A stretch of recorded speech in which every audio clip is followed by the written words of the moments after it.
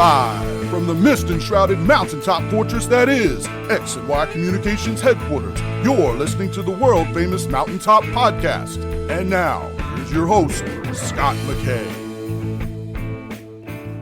All right, gentlemen, welcome again to another episode of the world-famous Mountaintop Podcast. My name is Scott McKay, at Scott McKay on Twitter, Real Scott McKay on Instagram, Scott McKay on YouTube. You can find us on the web at www.mountaintoppodcast.com. And of course, please do join the Facebook group, which is called Mountaintop Summit.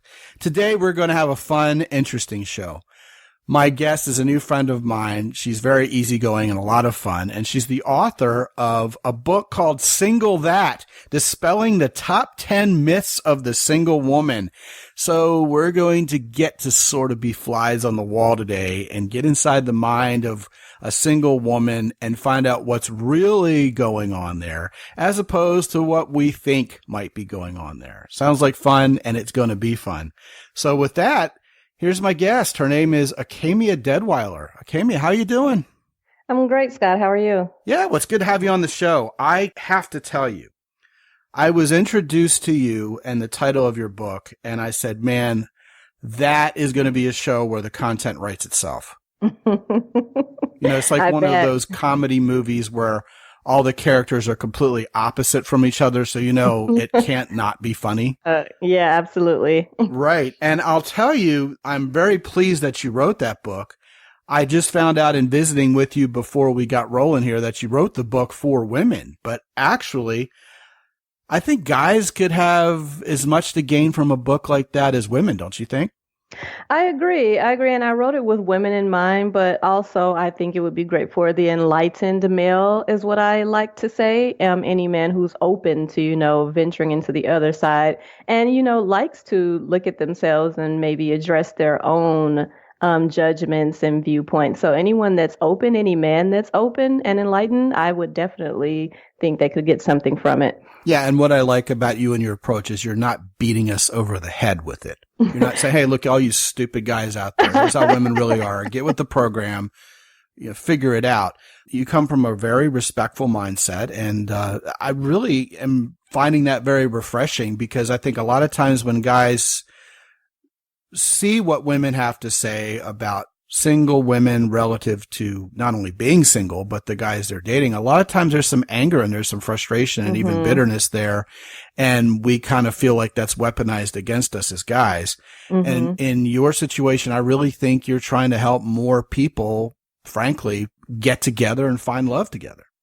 Yeah, absolutely. And I made it a point to not beat guys over the head or be very accusatory because that would go against my whole point in my book, which is about making generalizations and assumptions about women. And if I turned around and did that to men and generalized men and said, oh, you're all this and you're all the same and you all do this, and was kind of beating you over the head, as you said, then that would contradict what I'm asking you to stop doing with women. So I definitely made it a point not to do that. Yeah, what a concept, right? I mean, I think there's some wisdom there that a lot of other authors, frankly, could learn from. Okay. Yeah. So the title of the book is Single That, with an exclamation point. How did you come up with that title? What's behind the title is I went through these top 10 myths that I frequently experienced or saw being applied to single women. And so each chapter tackles what single does not mean. So it'll say like single, that does not mean lonely. Single, that does not mean desperate. So I just shortened it to Single That. And, each chapter kind of starts with that same perception. It doesn't say specifically single that, but it's telling you what single does not mean. And each chapter starts with that does not mean this, that does not mean that. So that's where the title came from, something that was short and memorable, but conveyed what the rest of the book would be about. Got it. Crystal clear. So as I was kind of half joking with you before we got started, I did not go look at the table of contents of your book because I wanted the thrill of being surprised by what your list of 10 items is. And of course, having done what I've done for so many years, I figured the conversation is going to flow no matter what. Yeah, absolutely. So here's what I propose, Acamea. I want to go ahead and hit you with a few of these from a guy's perspective. Uh-oh. Here's what a guy may be thinking, and I want you to dispel the hell out of it. Okay. Let's do it. Or, if I'm right, voila, let's talk about it that way too. But a lot of times a guy will see, for example, a single woman and go, well, you know what? She must just be absolutely incorrigible. Mm-hmm. Okay, she's attractive. She looks good. She seems friendly. But once you get to know her, she must just be incredibly irritating or incredibly selfish or, well, batshit crazy, right? Or in some other way broken to the point where guys get to know her and go, I can't do this. You gotta be kidding me.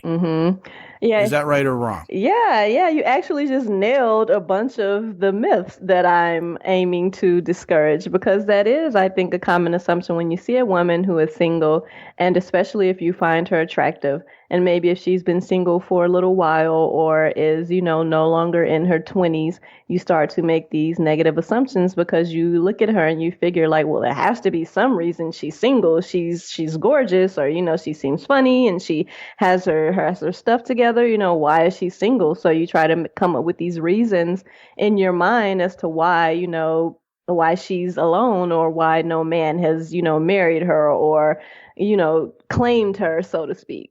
So I do think your mind conjures these perceptions, which is the most unfortunate part to me, is because you really don't give the woman a fair chance and you don't really get to know her because you've already decided that there is something wrong with her. So you're definitely on point with those assumptions you just named. Yeah, in other words, a guy is basically waiting for the shoe to drop here. Something's got to be wrong. These goods have to be damaged somehow, or else she wouldn't still be single. Yeah. And I'll tell you, Acamea, I'm not sure that's gender specific. I talk to a lot of guys who are 40, 45, and they've just not managed to get married yet. Maybe they didn't want to get married yet. They're still looking forward to having kids. And yet they go out on a date with a woman and she's like, well, how come you're 40 years old and never been married before? What's wrong with you? Are you some kind of player, or are you secretly gay? What's the deal? What's going on? There's got to be something wrong with you. So this kind of, it's kind of a human condition, isn't it? Not necessarily men falsely judging women, right? Yeah, I would agree that it is a human condition and it's not specific to women. I do believe that it is more prevalent when it comes to women, just because of just societal views and gender roles throughout history. If you see a single man, it's assumed that he's a bachelor, he's having fun, he's living his life, he doesn't want to be tied down. But if you see a single woman, the assumption is that she's not single by choice, that she's not having fun, and that, she is somehow negatively impacted by being single. So I think there is the misconception that a lot of men are single by choice, especially if you're in your 40s still and you're not considered older, closer to 60s or something like that, because 40 is still relatively young. So if you see a man that age and he's single, you assume it's by choice. And, like I said, he's having a good time. But a woman, it's, ooh, what's wrong with you? Why are you single? Yeah, women tend to get hit with the Spinster Label. Exactly. Really insidious like that.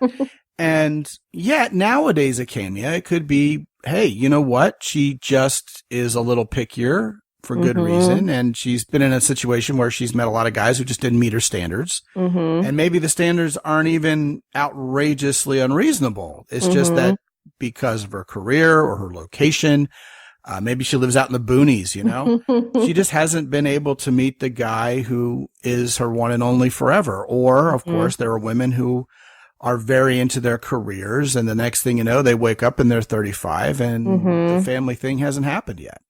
Yeah, absolutely. And the standards thing, I'm glad you brought that up, because I do think at a certain point, you're presented as a woman as though your standards are too high, or that you are too picky, or maybe you should lower your standards a bit, which is always interesting to me, because I just feel like that's odd to tell someone that you need to lower your standards. Like, how does that sound? I think you're deserving and worthy of whatever it is that you want, especially if you offer those things in return.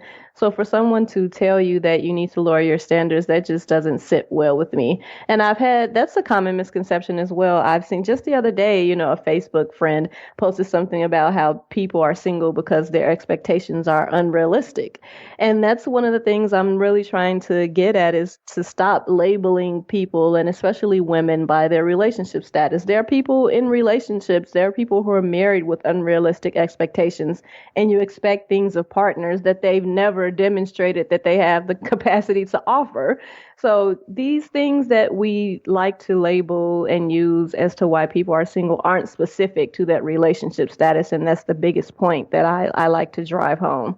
Yeah, and I think that's very intuitive. There are people who are married who have unreasonable expectations. Exactly. Just because you finally get someone in your life and you manage to walk down the aisle with them and trade vows doesn't mean anything's changed. Exactly. Yeah, brilliant. I mean, at the same time, I like to think of it in terms of finding someone who's perfectly imperfect. In other words, there's someone who matches well with you. Their flaws may be something you actually prefer or like or even respect, whereas other people may not. Yeah. I know Emily and I are both imperfect human beings, but I just adore her the way she is. And I believe to some extent I uniquely do that. Their flaws or your flaws aren't an issue or as big of an issue as they would be for other people. It's all about what works well with you. I may not deal well with someone who is late all the time, but for someone else that may not bother them, or someone who is forgetful, that may be a big thing for some people. And for me, it's not that big of a deal. But the biggest one, like a real life example, is, someone that maybe doesn't have a lot of time. For some people, that's a deal breaker, and it's something that they can't really deal with in a relationship. But for me, it doesn't bother me because I'm also ambitious. So I appreciate, someone who needs a lot of time for their ventures and their business and whatever else they have going on. I don't feel like you have to devote all of your time to me because, like I said, I'm also ambitious, so I get it. But for someone else, that may be an issue. So it's all about what works best for you and what flaws you can deal with, and they may not always be the same from one person to the next. Okay, so hold on a second. Sure. We have a single woman, and she's just really super busy. She's got her life filled with, all sorts of stuff. Career, maybe she's a single mom and has kids to raise, whatever. Is that a myth that's why she's single, or not so much? See, I wouldn't say that's why she's single, because I believe that there is someone out there that would match well with that. But if you see that woman and you instantly are turned off and say, oh, you have too much going on and, I don't want to deal with this, then yeah, it's not going to work. But I mean, I've had people tell me like, oh, you need too much time to yourself. You need too much time for these ventures that you're into. And that's astonishing to me, because I would think that most men appreciate a woman who has her own things going on and is ambitious. So it's all about the personality that you mesh with. And then too, I believe when a woman or anyone who finds someone that they're really interested in and really want in their lives, you'll make space for them. Like, I'll make room for the right person in my life. It doesn't have to be a deterrent, and it doesn't have to be a hindrance. Wow, isn't that the case? People can be so busy. They can be telling everyone who calls them, well, I'm really busy. Call me, like 3 months from now at 2:00 in the afternoon on a Thursday. But as soon as they find someone they're into, huge, massive chasms of time open up in their schedule to spend time together, right? So maybe the myth is that single women are just too busy, and that's why they're single. Absolutely. It is a myth. It's one of many. It's one of many, because I'm certain, that if a single woman, no matter how busy she is or how many other things she has going on in her life, if she believes you to be worthwhile and is interested in pursuing, that relationship, she'll definitely make space for you. Yeah, as long as you become someone who should be prioritized, yes, the time will open up in the schedule, right? Yes, that's the key. That's the key. So go ahead and give me another example from your book. Give these guys, and me also, one of the biggest myths about single women. I would say one of the biggest myths may be that a single woman is lonely. I think we associate being alone or being single with lonely, and that's not always the case. Do you have some lonely nights? Yeah, probably, but I'm sure there are many that can attest to Again, even if you're in a relationship, you can come home and sleep in the bed with someone every night and still feel lonely. So that's why I say my biggest thing is just not attaching it as a defining characteristic of a single woman. Yeah, some of us may be lonely and some of us aren't, and then some of us are no more lonely than the average person. But I do think that's the biggest one where people just assume that you're over here and you're sad and you're just drinking wine and crying and watching The Notebook because you're so lonely. Man, I think if I was lonely, the last thing I would do is watch The Notebook. I think I'd crush a few pints of Ben and Jerry's and go the red wine route and wake up with a hangover before I'd ever watch that when I was lonely. But here's my question. What the hell's wrong with being lonely? Yeah, exactly. That's a human condition, and that's part of the problem too. We fight against it, and that's part of the human condition. I guess it doesn't feel good when you're lonely or you're longing for companionship or affection. But so I guess that's why a lot of people avoid it. But it's just like, I've read a lot about how we just try to avoid pain and we avoid unpleasant circumstances or things that may not be as welcoming, those types of states. But it's a completely normal human condition and nothing to be ashamed of. Yeah, I'm not sure guys are going around going, oh man, look at that hot chick over there. I think I'll ask her out, but she's single, so she must be lonely, and that's a total deal breaker. I mean, I'm not sure that's something that crosses guys' minds. It may be something that weighs heavily on single women themselves, and certainly single guys. I mean, I know lots of lonely guys, and they would just love to meet a woman. Perhaps the problem with that mindset isn't so much that we're projecting it on other people, but when we start feeling it, we feel like we're supposed to feel that. After all, I'm single, therefore I'm alone, therefore I should be feeling lonely. It's almost like self-projection, right? And that's really the enemy here, right? Yeah, I definitely think self-projection is a lot of it. But I don't think, that's a good point. I don't think men look at women and say like, oh, she's single, she must be lonely. I want nothing to do with that. I don't think it's a deterrent, so to speak, up front. I think it surfaces more in the approach. So when you do approach this woman and you think that she may be lonely, you start to treat her that way or just say weird things like, oh, aren't you scared? Or, oh, you're over there by yourself.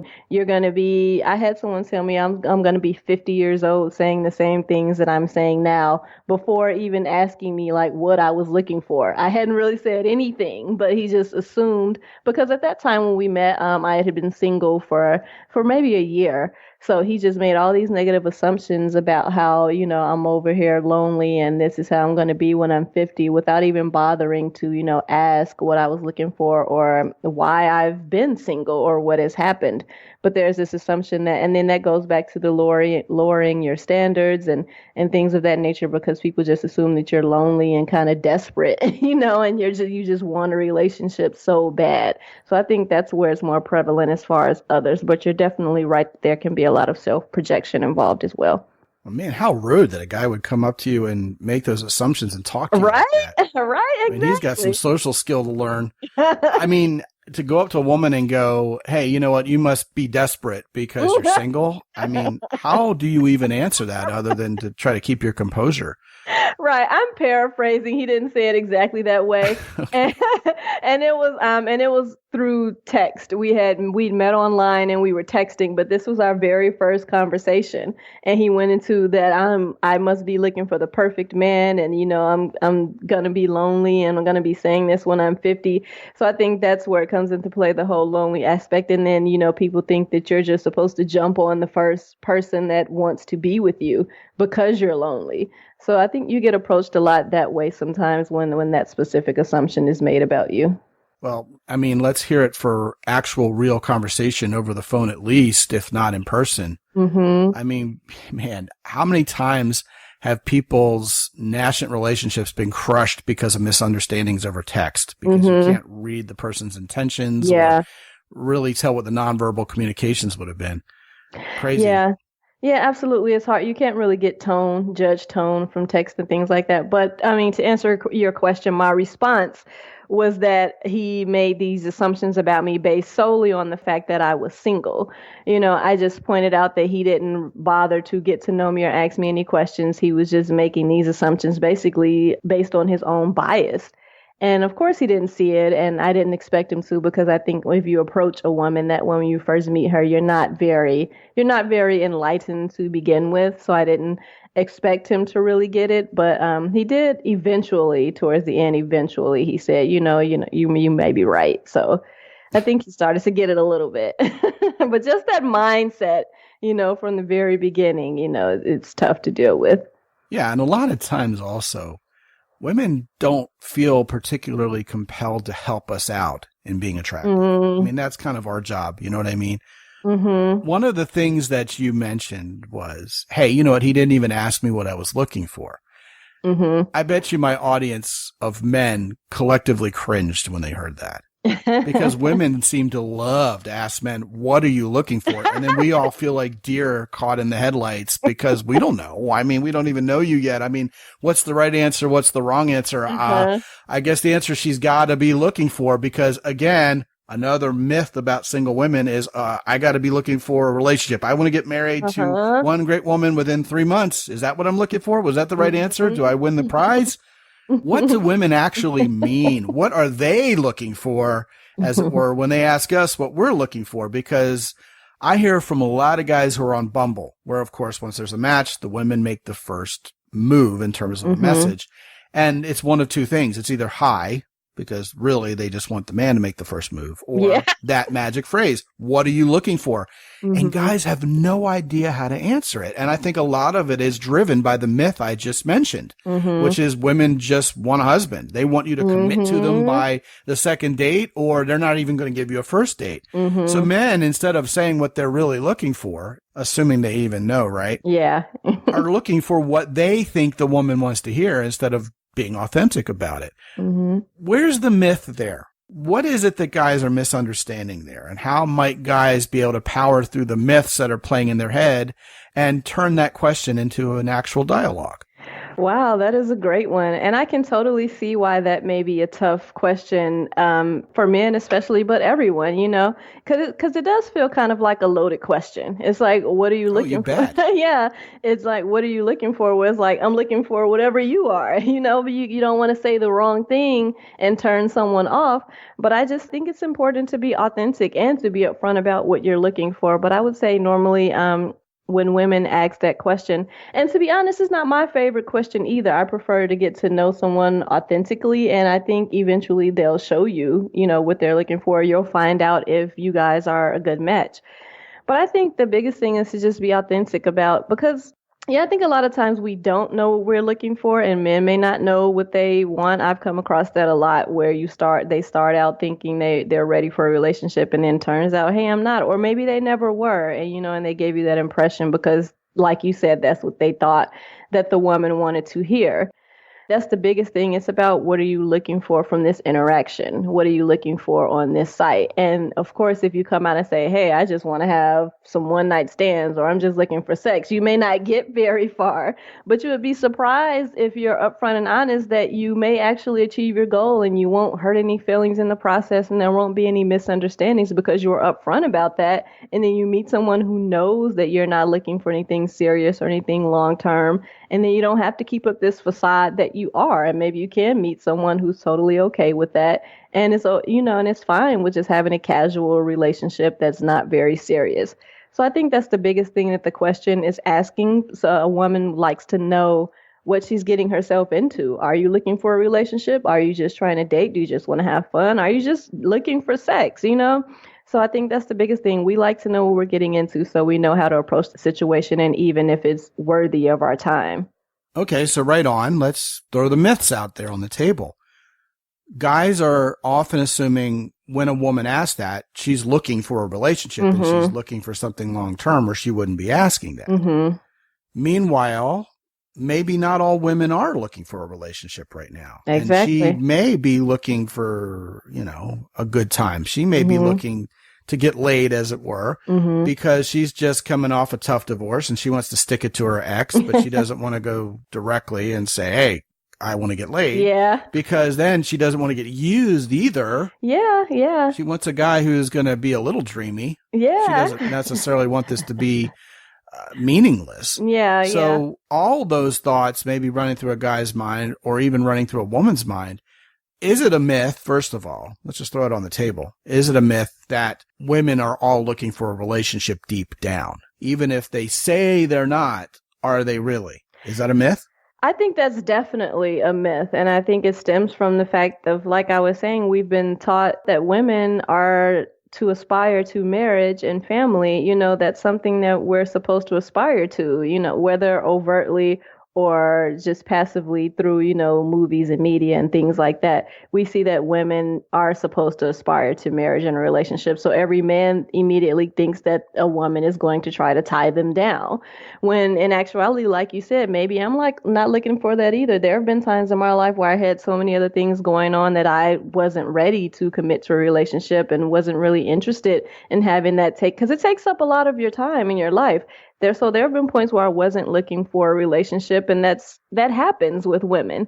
But I do think there is an assumption that every woman, like you said, deep down wants a relationship. But there's also times where I'm just open to whatever it becomes. If it becomes a relationship, I'd love that. But if it doesn't, I'm open to that as well. So even if a woman isn't overtly only looking for fun, it may also be a situation where she's just open to wherever the interaction goes, but would like to know up front what you're thinking and what you're looking for so that she knows how to approach the situation.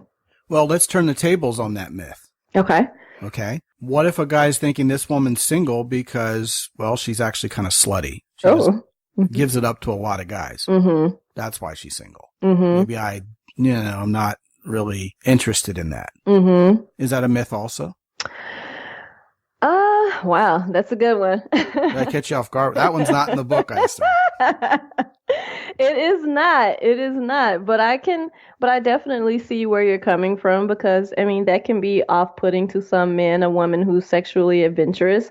But that goes back to, again, the double standard, because, a man, it's okay if a man is sexually adventurous and sleeps with a lot of women. He's actually high-fived for that by other men, but it's expected of a woman that she's not supposed to sleep around, and you label her slutty if she does, but for a man, a man's just being a man.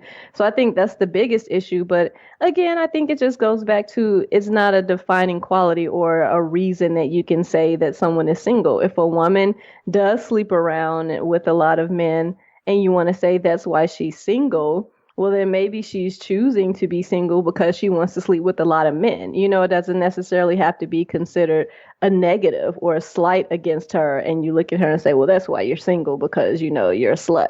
Maybe that's the life that she chooses to lead.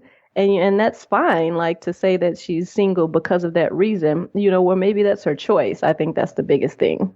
Well, you brought up that there's a double standard there. And of course, I agree, as listeners to this show know, since we've brought it up a number of times here. Mm-hmm. Do you sense there's a societal shift going on there, that it's okay more recently than in years past for women to be more sexually active and open about it?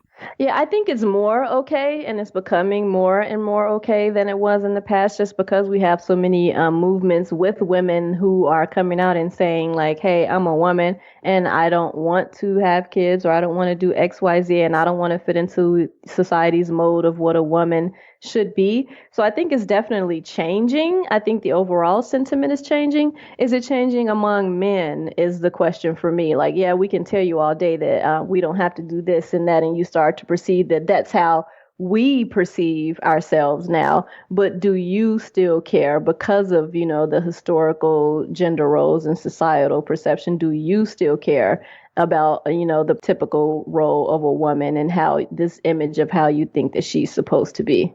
Somewhere in there is a book idea for dispelling the top 10 myths of single men. Mm-hmm. I agree. Yeah, absolutely.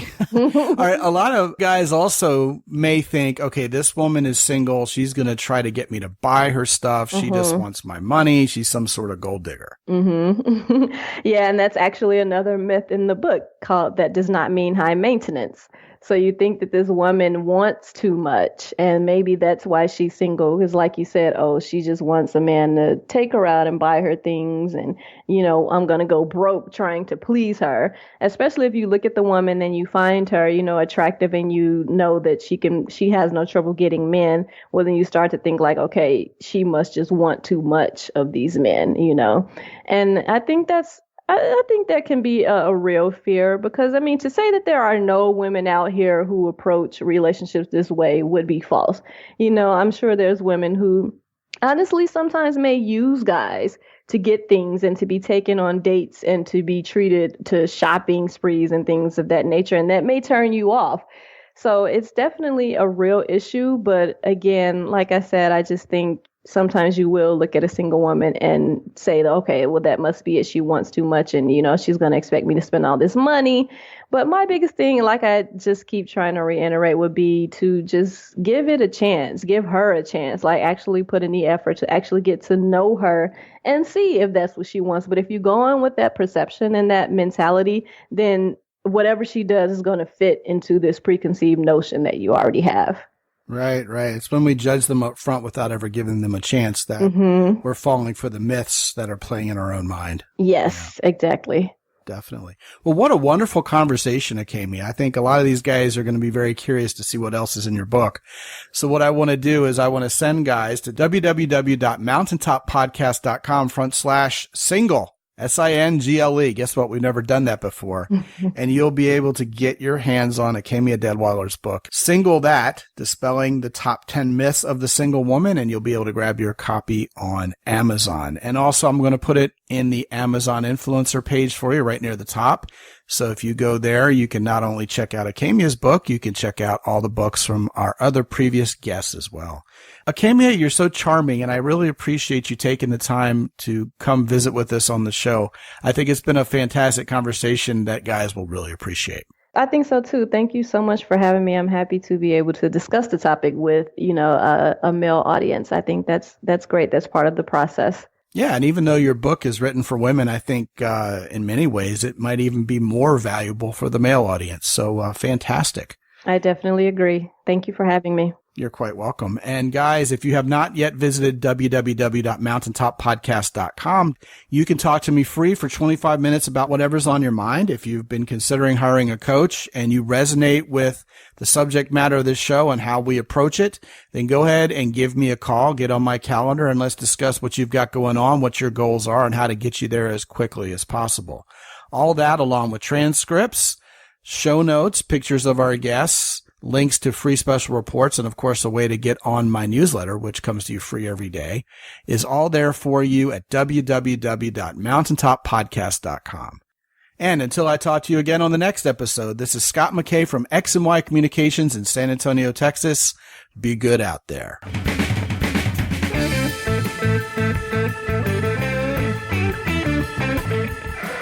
The Mountaintop Podcast is produced by X&Y Communications. All rights reserved worldwide. Be sure to visit www.mountaintoppodcast.com for show notes. And while you're there, sign up for the free X&Y Communications newsletter for men. This is Ed Roy Odom speaking for the Mountaintop Podcast.